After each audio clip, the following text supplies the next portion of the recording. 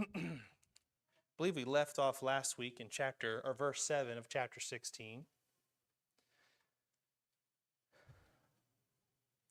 But we will read verses 6 through the end of the chapter again just to have context, and then we'll dive into what the Lord has today. And I pray we're ready to listen to the Lord, listen to His Word. I know as Brother Tyler Rouse often prays, the Lord, we wouldn't just hear it, but we'd be changed by it. Judges 16, verse 6 says, "And Delilah said to Samson, Tell me, I pray thee, wherein thy great strength lieth, and wherewith thou mightest be bound to afflict thee." So remember, this is when we read in verse 4, Samson loves Delilah, a woman that he really has no business loving. And she is approached by the 5 lords of the Philistines with promise of 5,500 pieces of silver if she can disclose what would bind Samson, where his strength come from, so they might afflict him. And so this is why she's asking that. Verse 7, "And Samson said unto her, If they bind me with 7 green withs that were never dried, then shall I be weak and be as another man. Then the lords of the Philistines brought up to her 7 green withs, which had not been dried, and she bound him with them. Now there were men lying in wait, abiding with her in the chamber. And she said unto him, The Philistines be upon thee, Samson. And he brake the withs as a thread of tow is broken when it toucheth the fire, so his strength was not known. And Delilah said unto Samson, Behold, thou hast mocked me, and told me lies. Now tell me, I pray thee, wherewith thou mightest be bound. And he said unto her, If they bind me fast with new ropes that never were occupied, then shall I be weak, and be as another man. Delilah therefore took new ropes, and bound him therewith, and said unto him, The Philistines be upon thee, Samson. And there were liers in wait, abiding in the chamber, and he brake them from off his arms like a thread. And Delilah said unto Samson, Hitherto thou hast mocked me, and told me lies. Tell me wherewith thou mightest be bound. And he said unto her, If thou weavest the 7 locks of my head with the web. And she fastened it with the pin, and said unto him, The Philistines be upon thee, Samson. And he awakened out of his sleep, and went away with the pin of the beam and with the web. And she said unto him, How canst thou say, I love thee, when thine heart is not with me? Thou hast mocked me these 3 times, and hast not told me wherein thy great strength lieth. And it came to pass, when she pressed him daily with her words, and urged him, so that his soul was vexed unto death, that he told her all his heart, and said unto her, There hath not come a razor upon mine head, for I have been a Nazarite unto God from my mother's womb. If I be shaven, then my strength will go from me, and I shall become weak, and be like any other man. And when Delilah saw that he had told her all his heart, she sent and called for the lords of the Philistines, saying, Come up this once, for he hath showed me all his heart. Then the lords of the Philistines came up unto her, and brought money in their hand. And she made him sleep upon her knees, and she called for a man, and she caused him to shave off the 7 locks of his head. And she began to afflict him, and his strength went from him. And she said, The Philistines be upon thee, Samson. And he awoke out of his sleep, and said, I will go out as the other times before, and shake myself. And he wist not that the Lord was departed from him. But the Philistines took him, and put out his eyes, and brought him down to Gaza, and bound him with fetters of brass. And he did grind in the prison house. Howbeit the hair of his head began to grow after he was shaven. Then the lords of the Philistines gathered them together to offer a great sacrifice unto Dagon their god, and to rejoice, for they said, Our God hath delivered Samson, our enemy, into our hand. And when the people saw him, they praised their God, for they said, Our God hath delivered into our hands our enemy, and the destroyer of our country, which slew many of us. And it came to pass, when their hearts were merry, but they said, Call for Samson, that he may make us sport. And they called for Samson out of the prison house, and he made them sport, and they set him between the pillars. And Samson said unto the lad that held him by the hand, Suffer me, that I may feel the pillars whereupon the house standeth, that I may lean upon them. Now the house was full of men and women, and the lords of the Philistines were there. And there were upon the roof about 3,000 men and women that beheld while Samson made sport. And Samson called unto the Lord, and said, O Lord God, remember me, I pray thee, and strengthen me, I pray thee, Only this once, O God, that I may be at once avenged of the Philistines for my 2 eyes. And Samson took hold of the 2 middle pillars upon which the house stood, on which it was borne up, of the one with his right hand and of the other with his left. And Samson said, Let me die with the Philistines. And he bowed himself with all his might. And the house fell upon the lords and upon all the people that were therein. So the dead which he slew at his death were more than they which he slew in his life. Then his brethren and all the house of his father came down, and took him, and brought him up, and buried him between Zorah and Eshtaol, in the burying place of Manoah his father. And he judged Israel 20 years. Before we continue, Brother Austin, will you lead us in a word of prayer, please?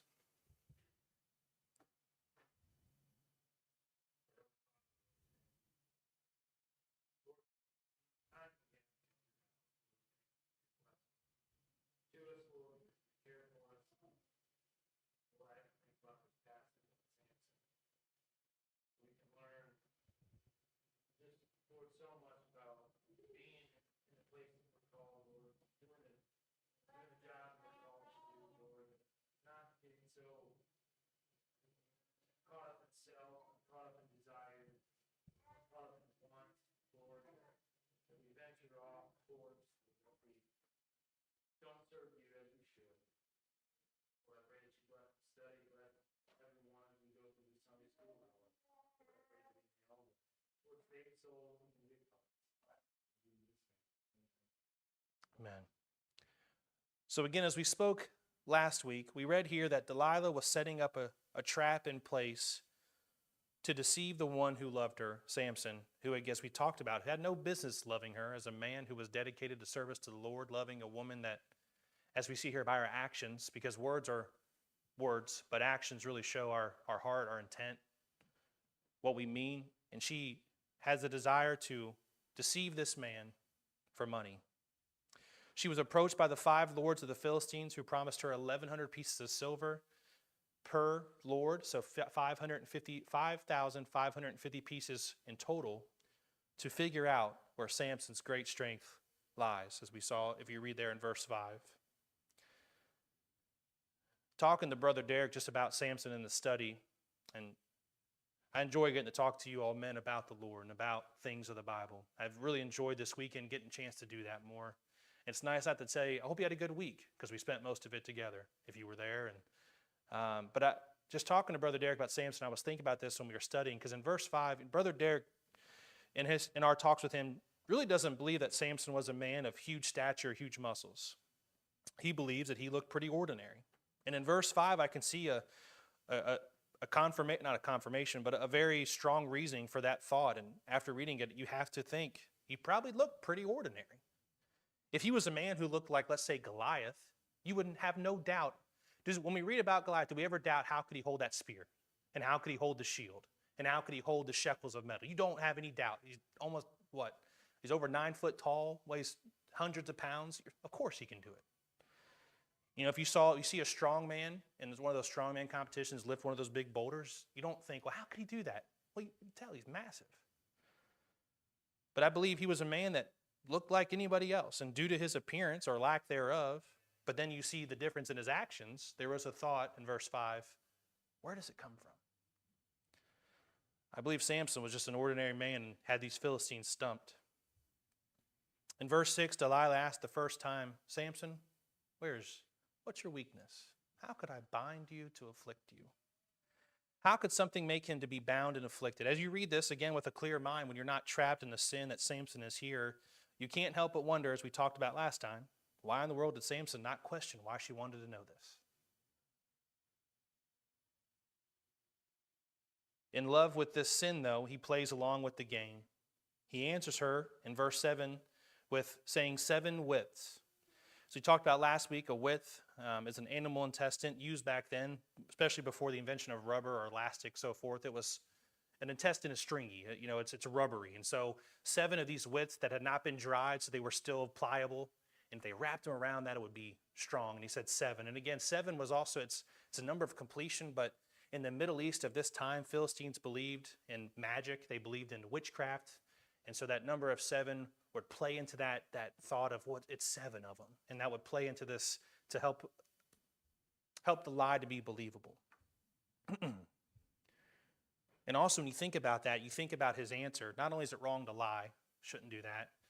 It's wrong to be where he is with this woman that he has no business being with. But also, again, he violates the Nazirite law. We read about in number 6, where that Nazirite law is not to come into a dead body. He's saying literally, put 7 intestines on me. He's opening that door. It's just sad how far we see a man from the man of Samson, who was before his conception given such a blessed role in the Lord's work, and yet squanders it away for self. Because that's really what he's doing. Samson loves the attention, the company of these women, and he's willing to sacrifice anything else for it. So in verse 8, after his answer, we see that somehow Delilah gets this answer to the Philistines. As I was reading here too, we're not told how long. When I read it, I almost think it's instantaneous, like the night of or the next night, and she tells the answer, and then that night she gets the thing. We're not told. It could have taken a few days, a few weeks. It could have been the night of, but we're not told again of how long it took between the answer Samson gave Delilah to when the Philistines came and brought her these wits. We're not told how somehow the Philistines got the wits in her possession into her chamber where Samson would be without him noticing. There's just a lot of things that make you wonder, Samson, did you not open your eyes? Were you not aware what was going on? I wouldn't say it was his house, but in the chamber you were residing. Because all this happens in her chamber, in her bedroom.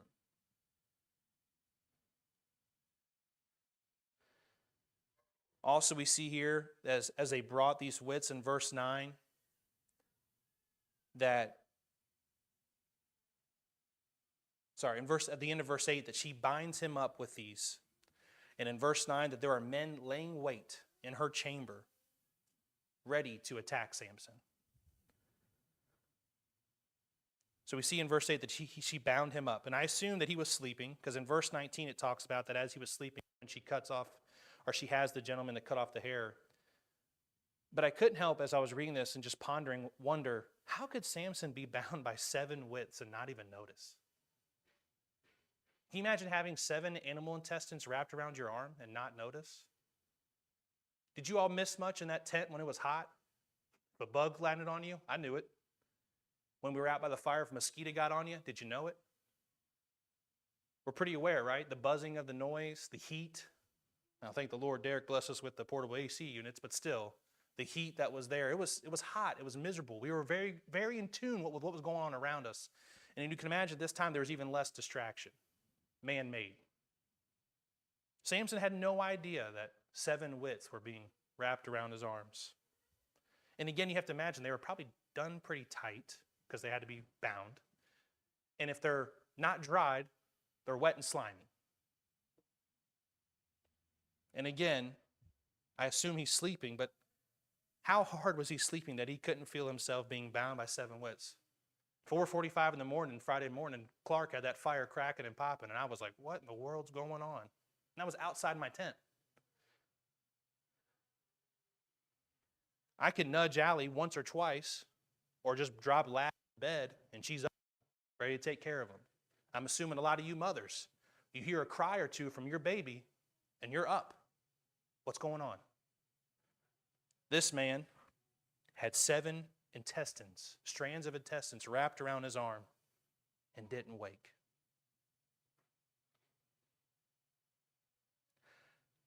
I have no idea how. Maybe he had a camp out in the middle of summer and was beat, just needed to sleep. I slept pretty good last night.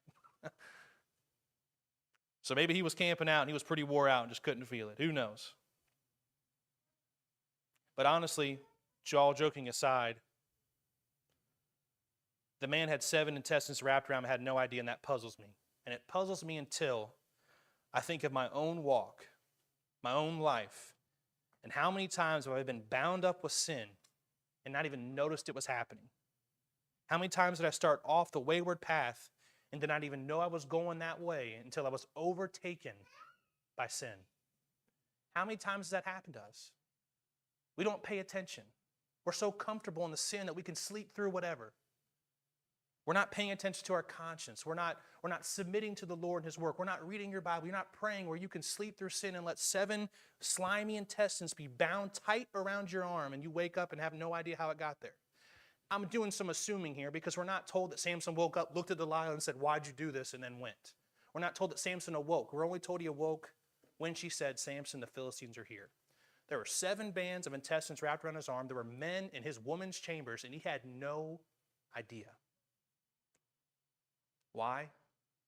He had tunnel vision on sin, tunnel vision on himself. He was so comfortable in the filth he was living in that he couldn't see it. Isn't that scary? Just like in verse 20, isn't it scary when he woke up that time and said, "I'll go fight"? And he had no idea that the Lord wasn't with him. If you read in 1 Samuel, when the Lord departed from Saul, even Saul knew. Saul would say, "The Lord's not with me." He knew. But Samson had no idea. And again, it's scary, but until you start looking in the mirror and think, "That's been me. I've laid in that pig slop and didn't even know it was pig slop." Until, like the prodigal son, I realized that I couldn't even eat. And there were men in my father's house, servants, that had more food than me. Too comfortable in that sin to be able to sleep through the night. I had a great time at the camp out. No regrets going one bit. But I would be lying to you if I was not excited about that cold shower, and then after the shower, staying in cold AC, and then sleeping in a nice mattress with comfortable bedding. I was very thankful for it. I slept a whole lot better there than I did in the camp out. I'm glad I went. I'm not bad-mouthing at all.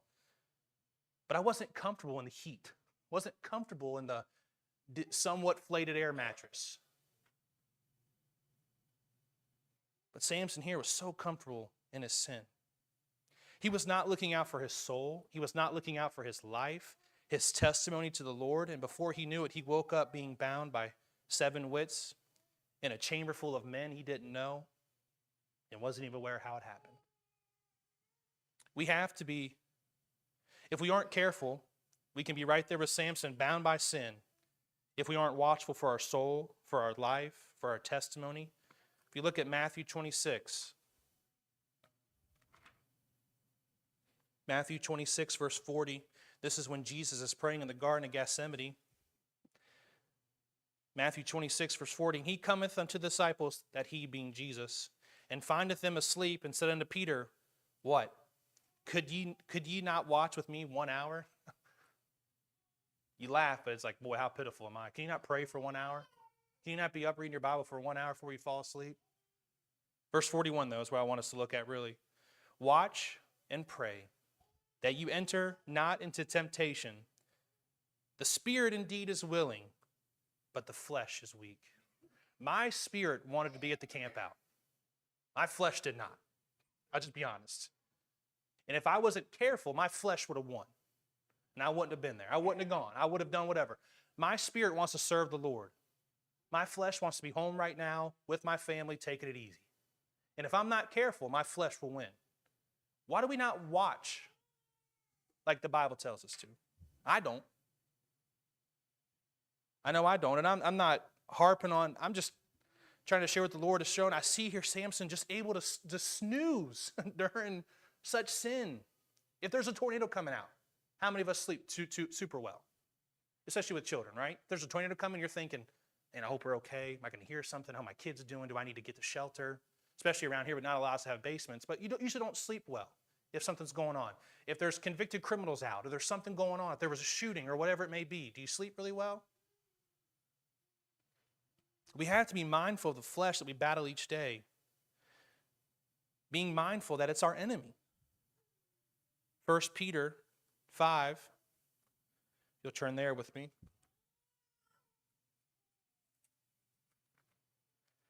1 Peter 5, verse 8 tells us to be sober, right? Clear mind, not just abstaining from alcohol, but that your mind is clear, that you are focused. Was Samson's mind clear that he could sleep and have 7 intestines wrapped around him with men in his bedroom with his woman? I wouldn't call him sober. Be sober, be vigilant, because your adversary the devil, as a roaring lion, walketh about, seeking whom he may devour. if we're not mindful of the enemy that's walking around, that plays on that flesh, we can easily be like Samson. Bound by sin without even knowing it. And then sadly, as we see here with Samson, we're broken free of that sin. When he breaks those wits, the Lord gives him strength to break from them. And then what's he go do again? He dabbles right back with Delilah and tests the Lord again. Again, as I've spoken, the need of devotions for our camp out, Psalms 133:1, the need, the preciousness of the unity we have at our church, correct? I've never taken that for serious. I was talking to Allie, and I wasn't the church member I should have been to any pastor I've ever had. I wasn't striving for the unity. I was challenged by that, taken back to just look at myself and think, man, how much have I failed? And how comfortable would I sleep when I just was worried about me and nothing else?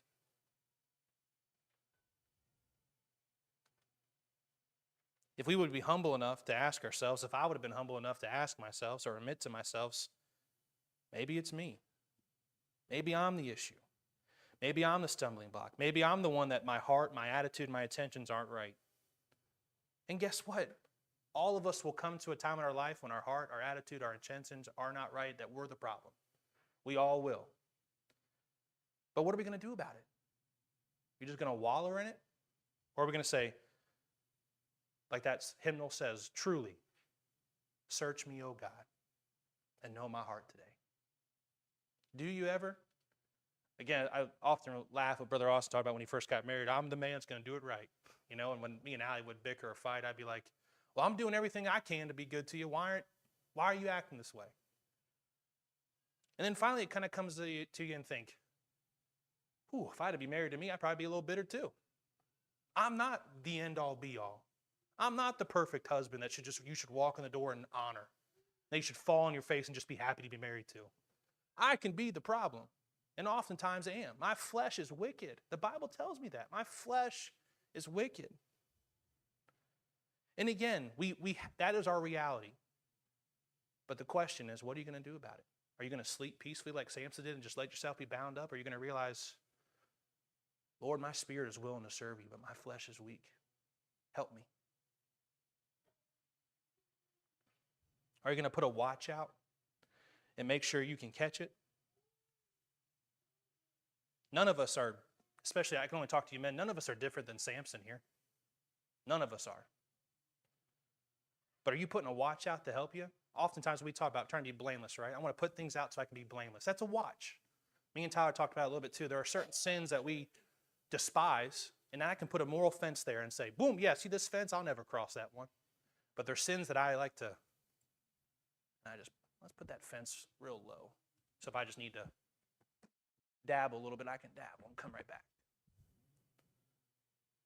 But how often we like the apostles in the Garden of Gethsemane falling asleep after 1 hour? When's the last time you prayed for an hour? I don't think I ever have. When's the last time you just sat and read your Bible for a whole hour without falling asleep? I don't think I ever have. We were praying around the cookout, at the camp out. I was nodding off almost every time. I was tired. I was beat. I was wore out. I can be so much like Samson, and it's so scary. But the Bible clearly warns us in Matthew there, where the spirit is willing, but the flesh is weak.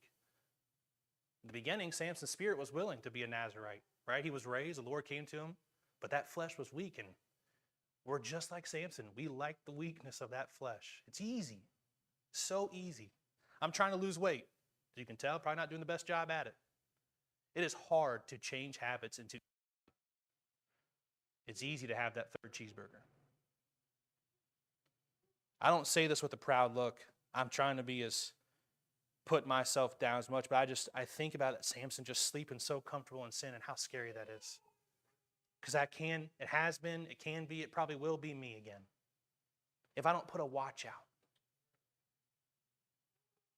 I don't say it again with a proud look around the standard. I say this knowing that I've been there. And brothers and sisters, learn from me. When you get there, where you're comfortable enough to sleep in sin and have 7 animal intestines wrapped around your arm and other men in your ladies' chambers, and you wake up and you finally realize where you are, full of regret. Just like the prodigal son. I think about it so much, man. Can you imagine just finally spiritually waking up in that pig slop and thinking, I got people who my dad don't even love. He pays, and they eat better than me because I'm choosing to indulge in what I like as opposed to putting that watch out. We all have to put that watch out. I especially. I don't know, I was just reading that and I just couldn't think, man, he sat there and I don't think I'm a decently heavy sleeper, but 7 animal intestines wrapped around and men moving in my room, probably with swords and shields ready to kill me, and I didn't hear nothing. Again, outside the Lord's sovereign grace to let things happen, that's scary. That's a picture of sin surrounding you, and you just sleeping right through it. Not peaceful knowing you're trusting the Lord, but just having so much peace that you're okay with it. I don't even know if you could call it peace. Being so blind and numb that you're okay with it. Confidence. Yeah, having so confidence Samson could get through it. Because like he said, every time I wake up, I'll do it. I'll defend myself. I don't need anybody. And again, I'm talking to me. And just seeing that. I've never saw that when I read the book of Samson. You have your wife tonight tie you up with 7 slimy whatever. And have other people come in your room, your kids. Just have your kids come in your room and see if you can sleep through the night. In verse 9, after Samson's bound with these wits, Delilah sounds the alarm to see if the method of the restraint will work. She calls the Philistines that are in the chamber to come. She says, "They're upon you, Samson. Wake up, wake up." And he snaps them intestines like nothing. The toe is like flack when it's broken. It's broken like it's burned with fire. That flack, when it catches fire, you can just snap it. Just like a piece of wood, right? You burn a piece of wood long enough, no matter how thick it is, and you can just jump on it in a fire pit and break it in half. Still, not known what makes him strong, and if anything can restrain him. Verse 10, we see Delilah's answer.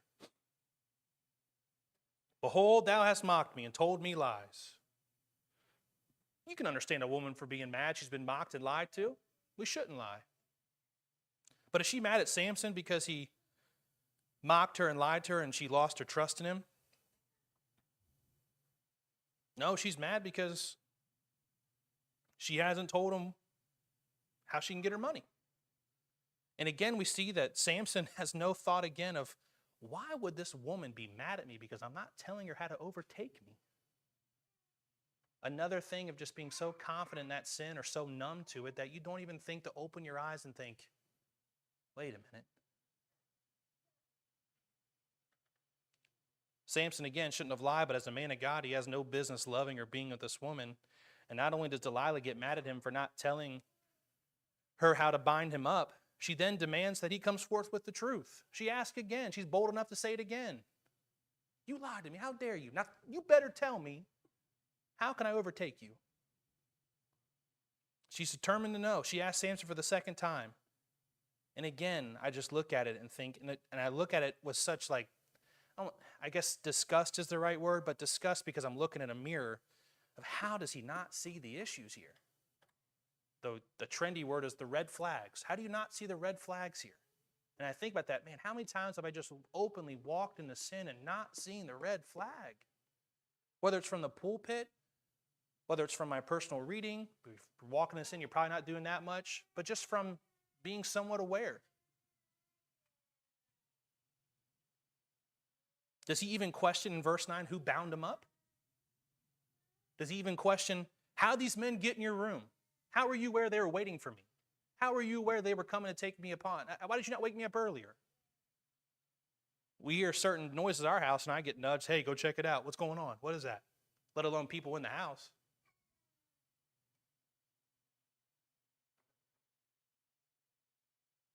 Does he not even ask? It seems like you're trying to set up a trap against me. What's going on? Now I can tell my wife's answer of like, okay, something's up. What's going on? Or sometimes, even joke about certain foods are made. I'm like, you trying to kill me? I don't like that. I like, she's trying to help me lose weight, so I'm not dogging her. But she made lasagna with zucchini. I'm like, what are we doing? And I know what she's doing. She's trying to help me, but like, I'm already questioning that. Like, what's going on here? And she's, baby, that's what you asked for. It's a lot of proteins, good for you, good for our kids. But still, the thought was, what are we doing? I'm just trying to support farmers with wheat, but I guess not all of it, But anyway, Samson doesn't even question for the second time what in the world happened. What does he do? Well, in verse 11, he just continues to play in her game. Again, not trying to beat a dead horse here, but if we were honest with ourselves, this is exactly how we are when we rub elbows with the sin we enjoy and just walk into those simple animal traps over and over and over. Derek had a trap in his tree line, right, where you'd have to take the side-by-side. We as humans, I can see that, need to avoid that. But an animal will walk in it every time, over and over. We have tunnel vision on the sin we're enjoying in the moment, and then one day we'll wake up with our eyes plucked out between two pillars, needing help to even get up. Verse 11, like I said, he continues with this game. He now tells her she needs new ropes that have never been used before, and that'll do the trick. This is what the men of Judah used in chapter 15, verse 13, if you look back there for context, but they used these new ropes to bind Samson, and when they brought Samson forward, just like when the trap is played out here again by Delilah, those ropes don't stand any chance against the strength the Lord gave Samson.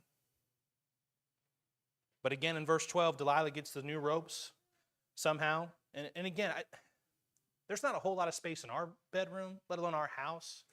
I just wonder, how could she get all these things in her home? And Samson, again, never realizing it, never looking around, never being aware. Again, that's why I kind of hit back. We don't know how much time has passed before when the answer's told and when she gets the supplies. But I came home one day to all my DVD covers gone. And I knew about it real quick. Looked at the shelf one time. What's missing? But just how blind do we get when we're rubbing elbows with sin that we enjoy? Samson is a judge of Israel, a very mighty man. And if we're being frank, look how stupid he is. And if you want to be really frank, look in the mirror and look at your life and realize, how stupid have you been? And I don't mean that insulting, but sometimes you got to be honest with yourself and say, that was pretty dumb. Let's not do that again.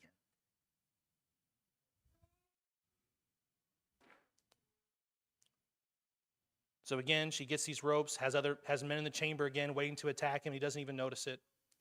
Again, it's so sad because I see myself so much in it. All these warning signs that this is bad for you, this is not good, but yet you rest so deep and peacefully, so much confidence in yourself, or that you won't get caught, or that it's okay, or that you're good enough, or that you're justified, or whatever you want to have confidence in, that you sleep so peacefully that someone could take a rope and wrap it around your arms tight enough where they think they bound you. I used to, sometimes when I was in college on Saturday nights, I couldn't fall asleep. I'd watch Cops, right? And anytime they'd arrest somebody, ow, ow, ow, ow. They're putting them cuffs on them, ow, ow, ow. They're binding them. Rope. Probably not feeling much different. Sleeps right through it. It made me think something too. And again, I don't know. The Lord just showed me so much. But growing up, my dad's barber was a Vietnam veteran. And I got to go with my dad here and there to get the sides of his head cut, like I would need to if I had hair. Because he'd always walk in and say, what do you want, Paul? Anything off the top? Shut up. But I'd get to go in there here and there, and I would hear stories from this man about his time in Vietnam and just things that he went through. And he cut a lot of older men's hair, kind of man's man, and a lot of stories were shared there. I remember just sitting on the side. And I can't imagine while he was over there, that man, that barber, fighting for his life every day, that he slept too peacefully. I can't imagine that he was so calm and assured that he was okay, that he would just lie there and could be tied up by his enemy, or have his enemy surround his foxhole without him knowing it. That they could come and surround him, or even come towards his foxhole, that he wouldn't be woken up by the breaking of a stick or two, or the shuffling of their boots, or the of their gun. I don't imagine that he ever slept too well. Or that he'd at least have measures in place to protect himself from the enemy, whether it was a watch whether it was something over there, if they hit a wire, it would shake a cowbell. You imagine that he probably took great measure in his safety, whether he was going to bed or trying to rest. He didn't just, oh, I'll be all right. Especially if you do any history about the Viet Cong. They're everywhere. But you know, we do that all the time with sin. We are so aware of how to protect our physical life, but we ignore or neglect all ways to protect our spiritual life. We teach our kids to what? Look both ways on the street. We teach them to wear a helmet, or you should, even though I didn't. We teach them to wear your seatbelt in the car. Try to eat a well-balanced meal, right, so you can go strong. Brush your teeth so your teeth don't fall out. All these things. Don't eat sugar and salt all day. You need to live. Your heart's going to explode. We teach them all these things. But do we have the same vigor, consistency, and skills that we teach our children to protect their spiritual well-being? I'd often say we probably don't. Look both ways before you cross that street of sin. Make sure you eat a well-balanced meal of prayer and reading Scripture. Make sure you take the helmet of salvation, or the helmet of salvation out with you, or the helmet of righteousness. I'm sorry, I can't remember which one it is, but the helmet. Make sure you put on the armor of God before you walk out today. I don't. I'm ashamed to say, I don't say it with pride, but I thought of that and I thought, I take a whole lot of more measures in my life trying to keep my physical body alive than I ever do thinking about my spiritual life. Like Samson, we often think, I go to church, I can handle that. I'm saved, I can handle that. That's no big deal. But what a wake-up call is for me as a dad, of the leader of my home, as a brother to you all, as a church member, as a child of God. How often do I fail to protect, to be cautious of what really matters? Now again, I don't think we should tempt the Lord to see if he'll kill us or not, and not just have smarts about how you should live your life.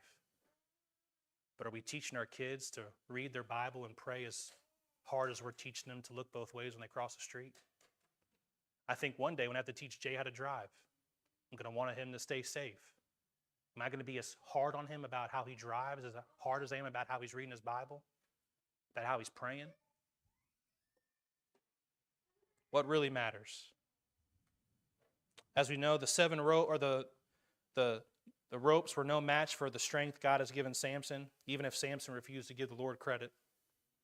And in verse 13, again, we see that Delilah gets mad with Samson again because he is costing her a great amount of money. That's really what she's mad about. And she asks Samson again for the third time how he might be bound. Sadly, again, no warning sign of Samson here, no red flag, no stop and think moment, no stop and ponder moment. Again, this is what happens when we're stuck in sin. We don't think or act clearly. Samson tells her now, she weaves the locks of his hair into a web, like some sort of cloth, that will bind him up like any other man. Again, he really starts flirting with disaster here, getting close to that truth, starts talking about the hair. We see quickly that Delilah does this again. Again, we're not told about how much time passes between when he answers her and when she tries to tie him up. But we see that she plays the same test on Samson as she has before. Tells him again, they're here, get up, to see. And he's able to get up and he leaves with the locks woven, with the beam, the needle in his head, with the cloth in his hair. And again, she's disappointed. And again, Samson goes out and defends himself and doesn't think twice of, I've only told one person how to bind me up. And the past 3 times I've been woken up, someone's here to get me. That one person who knows, each of those measures have been taken. I mean, there's just no thought of, what are you doing to me, woman? None. Brian says it a lot. Tell me who you hang out with, I'll tell you who you're soon to become. There's no thought of it. You know, we as Christians, if we're hanging around worldly people, it should make us feel quite uncomfortable. Language, actions, jokes. And we take that uncomfortable and say, all right, Lord, I hear you. Let me get away. You think, I'm not going to question it. Let's go again. How often do we say, I'll go again. I'm okay. I'm okay, right? Verses 15 through 20. Don't know how far we'll get. We'll touch on this a little bit and pick up next week. But in verses 15 through 20 is when he finally reveals the truth. We see a very similar account in chapter 14, that after 3 times or 3 days of his wife nagging him about the answer to the riddle, just like Delilah nagging him here about his strength. Samson's wife or woman lay sore upon him, begging him to disclose a secret or even the reason Samson is so strong. And even the mighty Samson is not strong enough to resist the nagging of a woman, the nagging of the devil. But even Samson can't resist the nagging of the devil.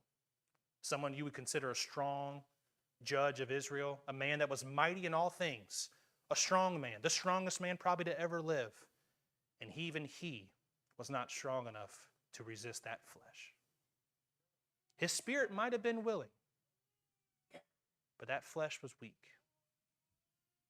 And that woman, the devil through that woman, nagged and nagged and nagged and nagged, and he finally gave in. 3 days, people. 3 times. 3 days in chapter 14, 3 times here in this. He lets his guard down. He tells her the truth. The devil doesn't know your thoughts, but he knows your actions. He hears your words. And how often do we just openly spew out what we want that's so against what the Spirit should want, and the devil can see how to attack us? The Lord knows your thoughts. I don't believe the devil knows your thoughts, but the Lord does. He can hear your prayers. But so often we openly show the devil exactly what will trip us up. He reveals to her that the truth of his strength comes from being a Nazarite unto God, and that his hair is where his strength lies, has never been shaven. If you look at it, the only part of the Nazarite vow he's kept. Verse 18, we see that Delilah can tell that Samson truly has told her heart. You can tell when people are being really honest with you. They really are vulnerable with you and open up. Samson did so.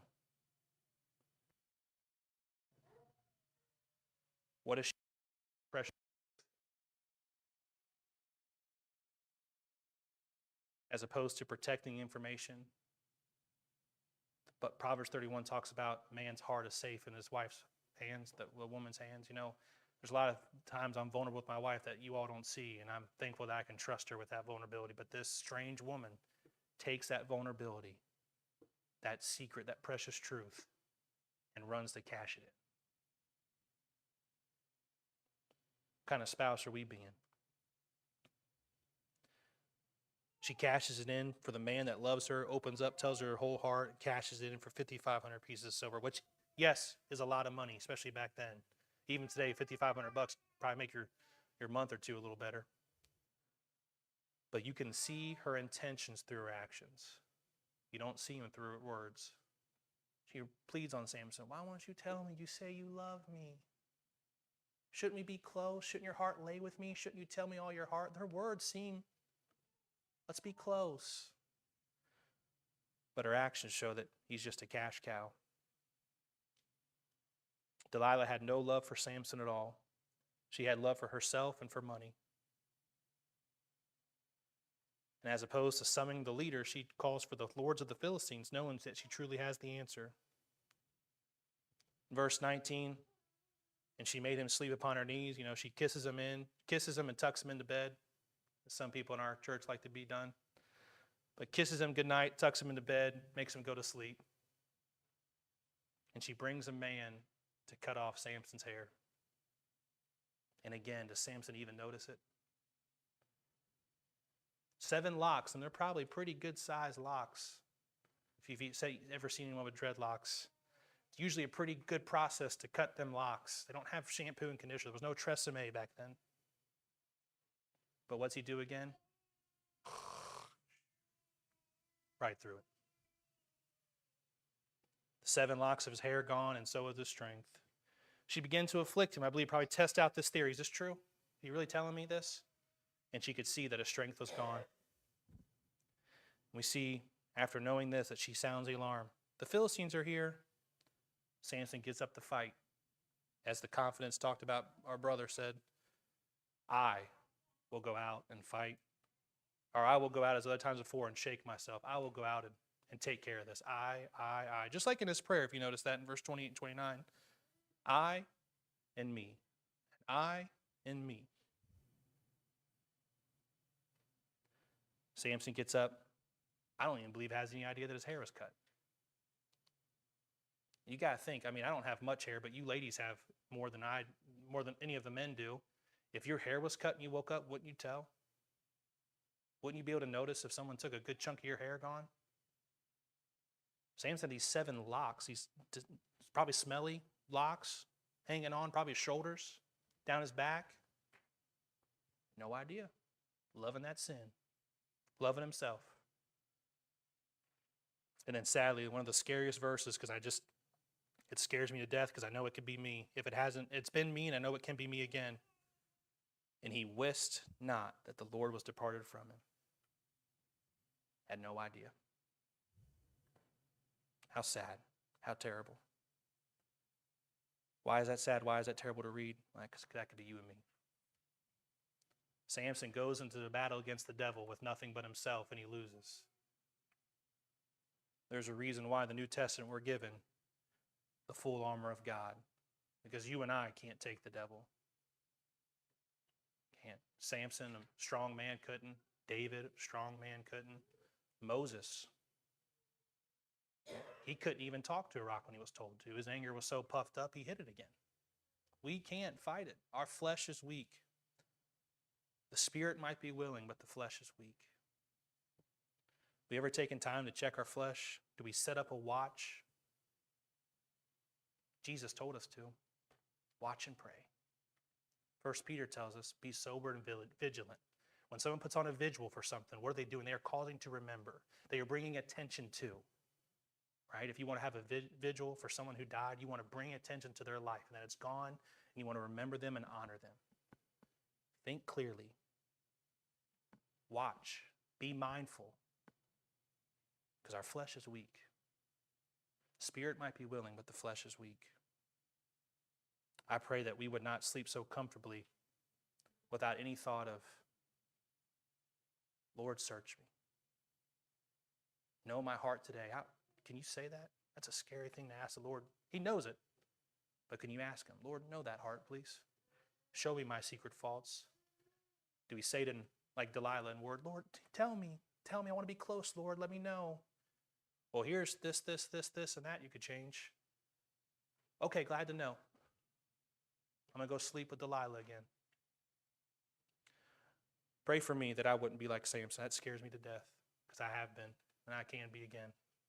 And we put a watch up for each other, our church, our home.